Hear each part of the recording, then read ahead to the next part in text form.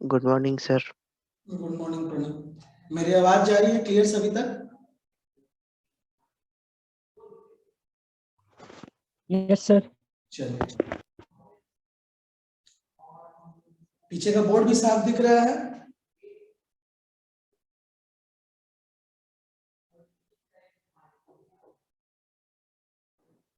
Board दिख रहा है ना पीछे?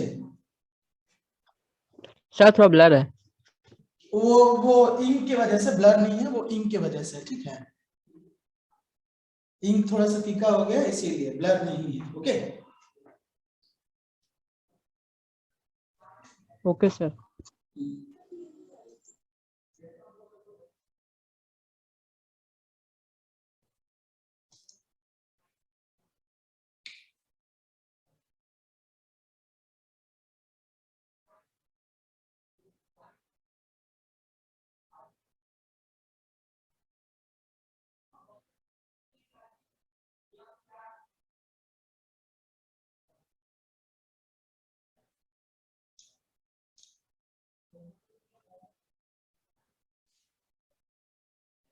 और 2 मिनट देख लेते फिर क्लास को स्टार्ट करेंगे।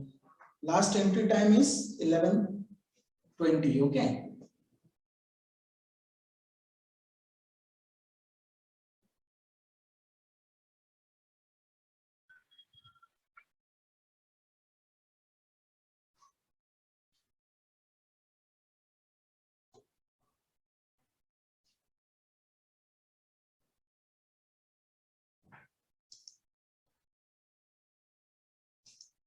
So let's get started. Hello everyone, my name is Sunny Kumar. I am faculty in EC department in Delhi Polytechnic. Today is 10/1/2022 and today's topic will be heterodyne wave analyzer. इसका mic on है, please switch off the mic.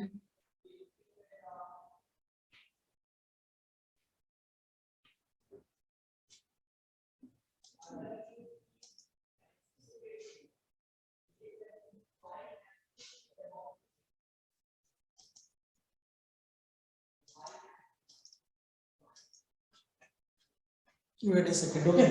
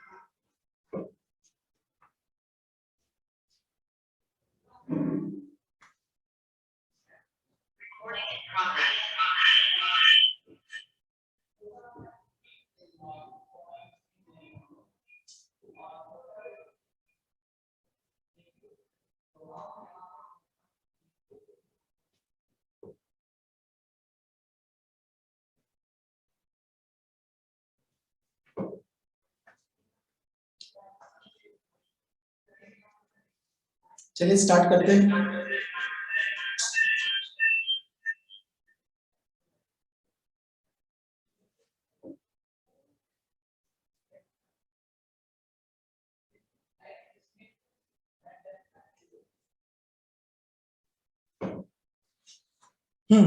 तो last class में हमने देखा था normal wave analyser.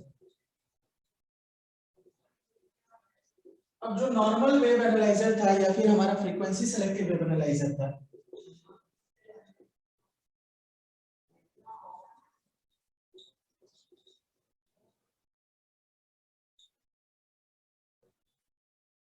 ये सिर्फ और सिर्फ आपका ऑडियो फ्रीक्वेंसी रेंज, जो कि हमारा कितना है 20 हर्ट्ज से लेकर के 20 किलो हर्ट्ज तक, जितना भी फ्रीक्वेंसी है बस उसको एनालाइज कर पाएगा, जो भी हमारा नॉर्मल वेव एनालाइजर है। चाहे हम लोग बात करें वेव एनालाइजर की, चाहे हम लोग बात करें हमारा फ्रीक्वेंसी सेलेक्टिव वेव एनालाइजर की।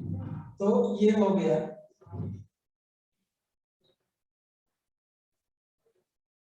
तो बात उठता है कि जो हमारा रेडियो फ्रीक्वेंसी है, ठीक है ना, तो रेडियो फ्रीक्वेंसी को हम लोग कैसे रीड आउट कर पाएंगे? तो रेडियो फ्रीक्वेंसी को रीड आउट करने के लिए जो हम लोग एनालाइजर का इस्तेमाल करते हैं, that is our heterodyne wave analyser, यानी कि वो आपका आरएफ फ्रीक्वेंसी रेंज जो है, radio frequency range up to megahertz, ठीक है ना, अप टू फ्यू मेगाहर्ट्ज तक को वो आराम से क्या कर सकता है, एनालिसिस कर सकता है। ठीक है, तो सबसे पहले हम लोग इसका ब्लॉक डायग्राम देखेंगे कि how heterodyne wave analyser is different from your normal wave analyser और फ्रीक्वेंसी सेलेक्टिव वेव एनालाइजर। तो डिफरेंस बस इतना ही है, हमारा जो हेटेरोडाइन वेव एनालाइजर है और नॉर्मल वेव एनालाइजर है, हेटेरोडाइन का मतलब होता है मिक्सिंग,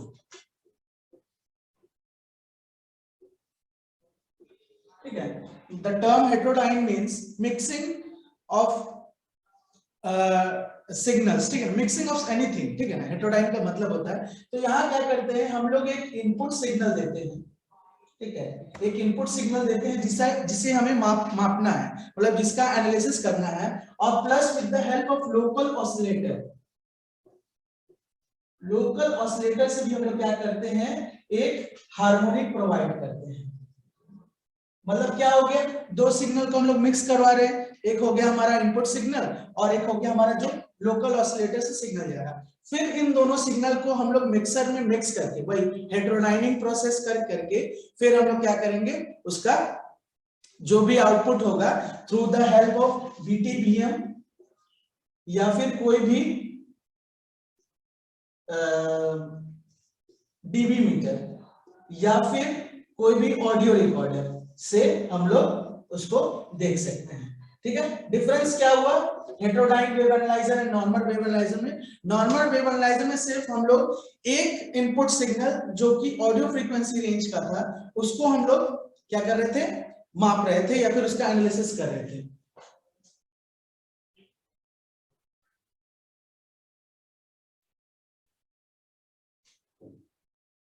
आपस में क्या बातचीत हो रहा है प्रणव एंड सकलदीप? अपना माइक बंद करेंगे आप लोग? कुछ पूछना है सकलदीप?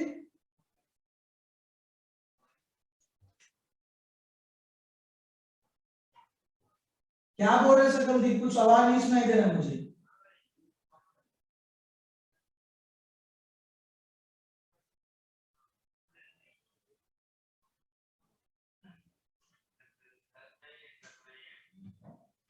क्या मेरा वीडियो नहीं दिख रहा है क्या किसी को? हेलो,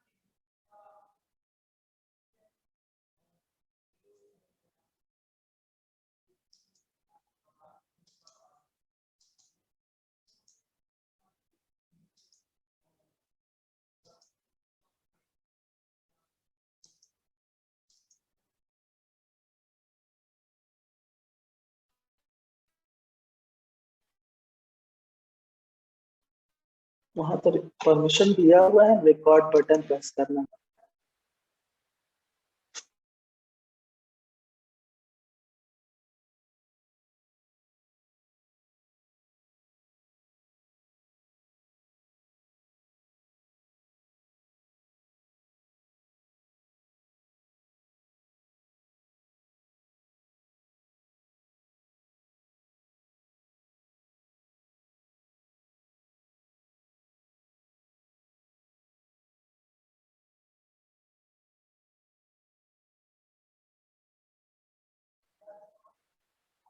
सॉरी, हम रिकॉर्डिंग करना भूल गए थे।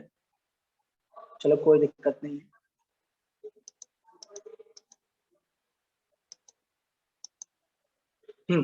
तो अब आता है आपका आरएफ हेटेरोडाइन वेव एनालाइजर।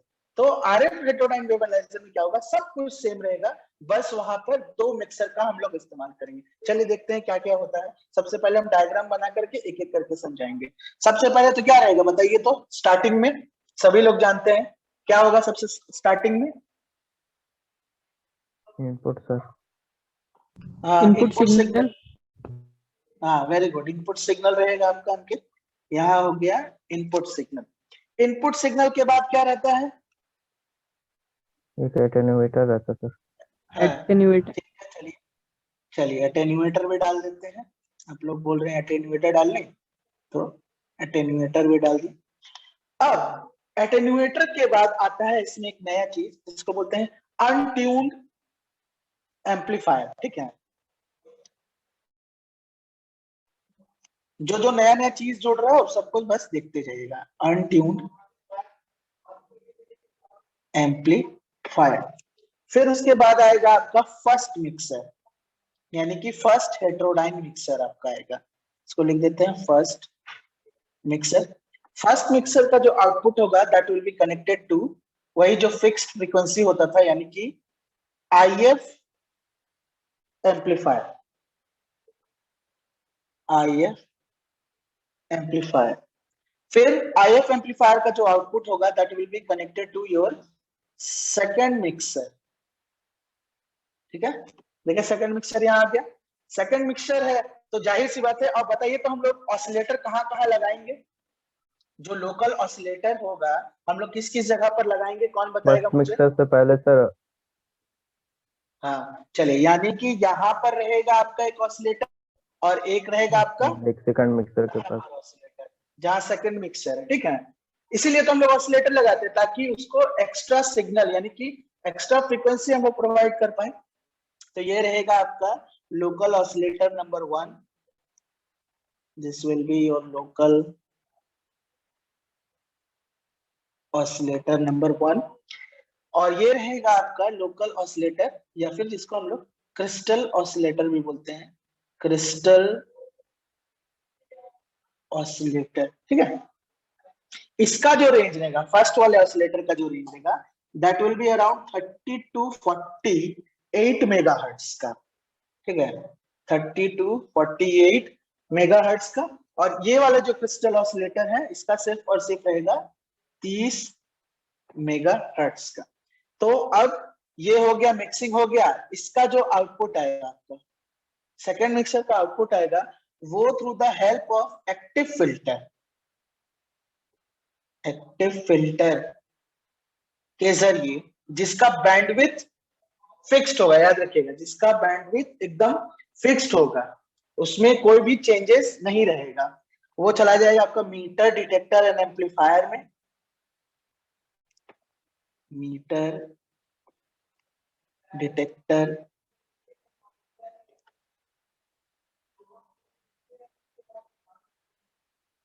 और एम्पलीफायर में, और उसके जरिए लास्ट हमारा कहा जाता है, हमारा बताइए तो एक हाँ, दीपक सर बगल में दरवाजा लगा दो। वीटी, वीएम या फिर कोई भी ऑडियो रिकॉर्डर। तो देखिए आप इसका कंस्ट्रक्शन तो सभी लोग जान गए, कंस्ट्रक्शन सभी लोग बता देंगे कि एक एटेन्यूएटर, हेटेरोडाइन फ्रीक्वेंसी में एक एटेन्यूएटर होता है, एक अनट्यून्ड एम्पलीफायर होता है, दो मिक्सर होते हैं। ठीक है, दो मिक्सर होते हैं, दो लोकल ऑसिलेटर होते हैं, एक आपका इंटरमीडिएटरी फ्रीक्वेंसी का एम्पलीफायर होता है, एक एक्टिव फिल्टर होता है फिक्स्ड बैंडविड्थ का, ठीक है, और जो लास्ट में होगा आपका एक मीटर डिटेक्टर होगा और उसके साथ आपका आउटपुट वाला मीटर स्केल लगा रहेगा, मतलब इंडिकेटिंग इंस्ट्रूमेंट जिसको बोलते हैं हम लोग, इंडिकेटिंग इंस्ट्रूमेंट या इंडिकेटिंग मीटर, ठीक है। तो आप लोग में से मुझे कोई थोड़ा सा इसका ब्रीफ प्रिंसिपल बताइए, वर्किंग प्रिंसिपल, देखें कितना आप लोग पीछे वाले से समझे। कौन बताना चाहेगा, हाथ खड़ा कीजिए।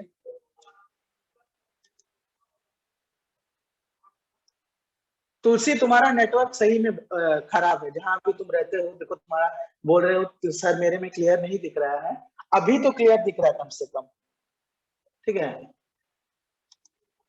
सभी को क्लियर दिख रहा है ना अभी? Yes sir. हाँ चलिए ठीक है। तो कौन मुझे इसका वर्किंग प्रिंसिपल समझाएगा, बताइए तो।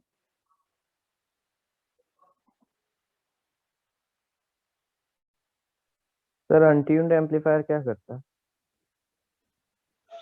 अनट्यून एम्पलीफायर का काम क्या है ना, सिर्फ और सिर्फ जो इनपुट आ रहा है उसको बिना ट्यून किए, मतलब जो आपका डिजायर्ड, जैसे मान लो आप चाहते हो आपको 30 मेगाहर्ट्ज का सिग्नल मिले, ठीक है, 30 मेगाहर्ट्ज का सिग्नल मिले, कोई लो सिग्नल आ रहा है, वो बस उसको क्या किया, without getting up to 30 megahertz, ठीक है ना, without getting up to 30 megahertz वो क्या करेगा, उसको पास कर देगा, बस एम्पलीफाई करके उसको पास कर देगा। जितना हमें दरकार था, जितना मतलब हमें 30 मेगाहर्ट्ज का दरकार था, वो 30 मेगाहर्ट्ज को बिना अचीव किए हुए उसको क्या करेगा, फर्स्ट मिक्सर में भेज देगा। अनट्यून्ड एम्पलीफायर का बस यही काम होता है। क्लियर है? तो चलिए हम समझाते हैं इसका। जो आपका सबसे फर्स्ट है, इनपुट सिग्नल है,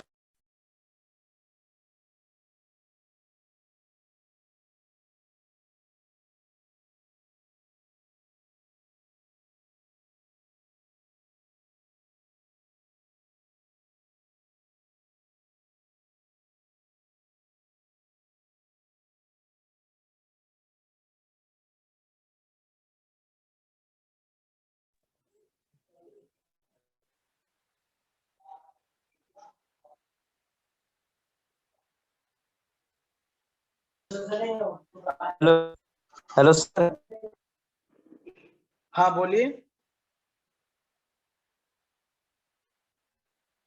रुकिए, कॉल आ गया है, थोड़ा सा रुक जाइए।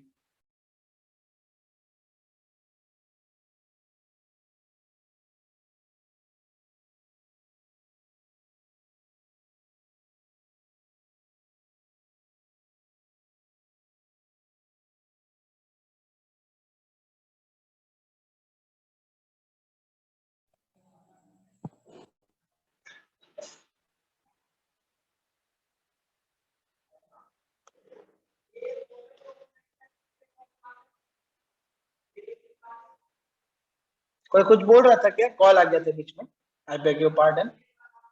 बताइए तो। तो देखिए, इनपुट सिग्नल आया आपका एटेन्यूएटर में, एटेन्यूएटर ने पावर को एटेन्यूएट किया, एटेन्यूएट करने के बाद आपका अनट्यून्ड एम्पलीफायर में चला गया। तो अनट्यून्ड एम्पलीफायर क्या किया, विदाउट उसका इच्छा जाने, ठीक है ना, मान लीजिए यहाँ पर इनपुट में है, ठीक है ना, एटेन्यूएटर में एटेन्यूएट करके आया है 0 से 18 मेगाहर्ट्ज तक का, ठीक है। वो क्या किया, विदाउट उसको देखे जांचे परखे जो भी, वो क्या किया, उसमें ज्यादा सिग्नल भेज दिया, 20 40 50 जो भी है, उसको बस उसको एम्पलीफाई करके भेज दिया। लेकिन हमें चाहिए कितना, 30 मेगाहर्ट्ज चाहिए। तो 30 मेगाहर्ट्ज चाहिए के लिए क्या होगा, जो लोकल ऑसिलेटर होगा वो क्या करेगा, ये जो फर्स्ट मिक्सर होता है ना, इसको भी बोला जाता है ना difference of input signal, input signal and local oscillator का ट्यून्ड फ्रीक्वेंसी। अब इसका नाम ही है ट्यून्ड फ्रीक्वेंसी, तो ये क्या करेगा सर, वो जो ट्यूनिंग करेगा, मतलब कुछ ऐसा यहाँ पर फ्रीक्वेंसी भेजेगा कि जब दोनों को हम लोग क्या बोलते हैं, सब्सट्रैक्ट करेंगे, तो हमारा जो नॉर्मल जो आउटपुट आने वाला है, यानी कि वो क्या कर देगा, 30 मेगाहर्ट्ज पहुंचा देगा। समझ में आया क्या किया है? पहले इनपुट आया, एटेन्यूएटर में गया, एटेन्यूएट करके क्या किया, अनट्यून्ड एम्पलीफायर में। अनट्यून्ड एम्पलीफायर अपने मन से जो भी एम्पलीफायर करके उसको भेज दिया। उसे नहीं पता था कि हमें 30 मेगाहर्ट्ज वाला सिग्नल चाहिए। तो मिक्सर में ऐसा होगा कि जो लोकल ऑसिलेटर क्या करता है ना, ऐसा ट्यून सिग्नल भेजेगा कि मान लो जैसे ये 48 है, ठीक है, और यहाँ पर इसका फाइनल वैल्यू 48 है और इसका रेंज कितना है, 0 से 18 तक है, तो ये 18 ही भेजा है। मान लो फाइनल वैल्यू, मैक्सिमम वैल्यू भेजा है, ये मैक्सिमम वैल्यू भेजा है, तो ये डिसाइड करेगा लोकल ऑसिलेटर, इसका नाम ही है ट्यून्ड ऑसिलेटर, वो डिसाइड करेगा हम कितना भेजेंगे कि वो हमारा फाइनल में जाकर के 30 हो जाए। तो कितना भेजेगा, 48 भेजेगा, जाहिर सी बात है, तो वो कितना हो जाएगा, 30 हो जाएगा। ठीक है। अच्छा, अब मान लो, ठीक है ना, फॉर केस, इन केस 12 वहां भेजता है, वहां ट्यून्ड एम्पलीफायर 12 भेजता है, तो यहां से इसको कितना भेजना पड़ेगा कि 30 हो जाएगा, बताइए तो प्रणव, ये लोकल ऑसिलेटर कितना ट्यूनिंग करके भेजेगा, मुझे बताइए थोड़ा सा।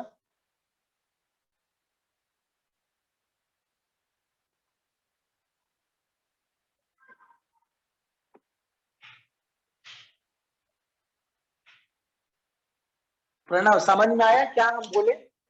जिसको समझ में आया मुझे बताइए, लोकल ऑसिलेटर जब हम लोग इनपुट सिग्नल 12 भेज रहे हैं, 12 मेगाहर्ट्ज भेज रहे हैं, तो उस केस में लोकल ऑसिलेटर कितना सिग्नल भेजेगा, कितना मेगाहर्ट्ज का फ्रीक्वेंसी भेजेगा टू द फर्स्ट मिक्सर, बताइए मुझे। 42 सर।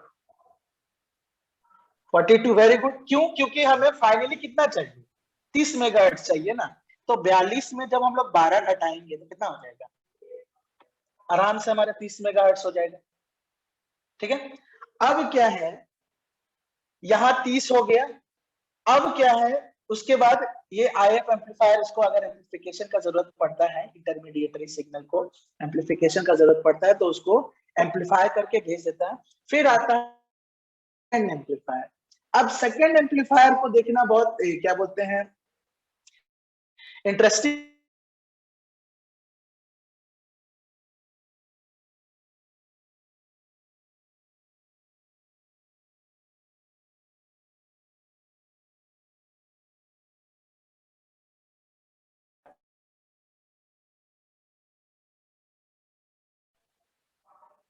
तीस है सेकंड मिक्सर में, जब हम लोग उसको डालें तो क्या,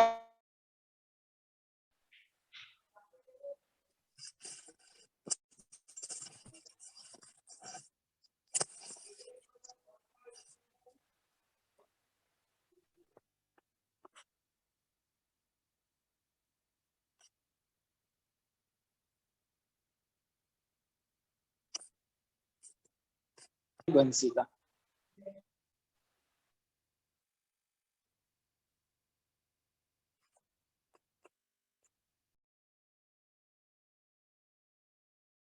फंडामेंटल फ्रीक्वेंसी है, वो इसका एम्पलीट्यूड वो सेलेक्ट होगा। सेलेक्ट होने के बाद वो कहा जाएगा आपका एक्टिव फिल्टर है।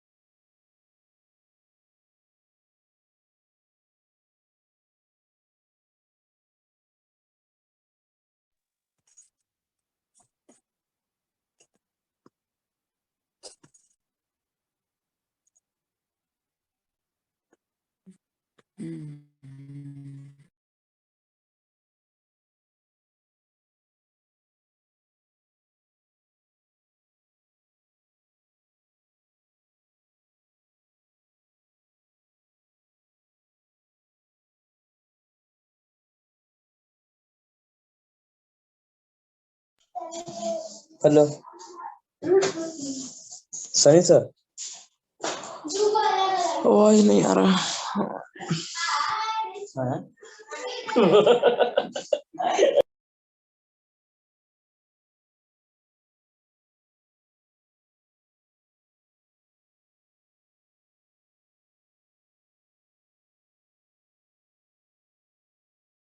Hello sir.